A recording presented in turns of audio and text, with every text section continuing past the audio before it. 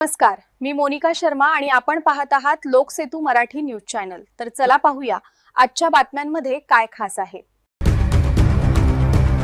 शहादा पंचायत समितीत 2,50,000ची लाच घेताना कनिष्ठ सहाय्यक रंगेहात जेरबंद।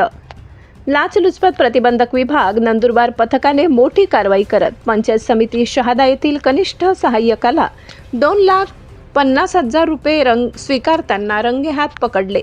या घटनेमुळे तालुक्यातील प्रशासकीय वर्तुळात खळबळ उडाली आहे। या प्रकरणी अभिजित गोवर्धन भावसार वय 43 यांना अटक करण्यात आली आहे।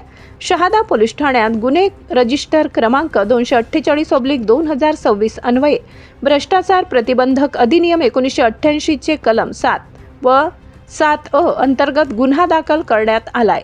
तक्रारदार हे काथरदा दिगर तालुका शहादा येथे ग्रामपंचायत अधिकारी म्हणून कार्यरत होते। त्यांच्या कार्यकाळातील चौकशी अहवाल अनुकूल देण्यासाठी आरोपी भावसार यांनी 2,50,000ची लाच मागितल्याचा आरोप आहे।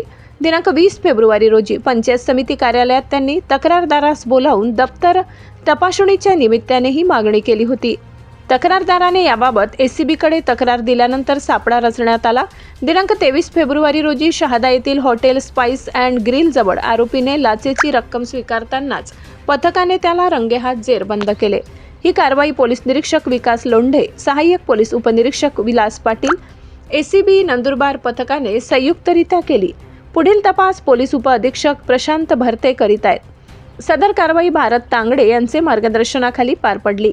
दरम्यान भ्रष्टाचार विरोधात नागरिकांनी पुढे येत तक्रारी कराव्यात असे आवाहन एसीबी कडून करण्यात आले। टोल फ्री क्रमांक 1064 द्वारेही संपर्क साधता येणार आहे। या कारवाईमुळे शहादा तालुक्यात एसीबीने पुन्हा एकदा कडक संदेश दिलाय।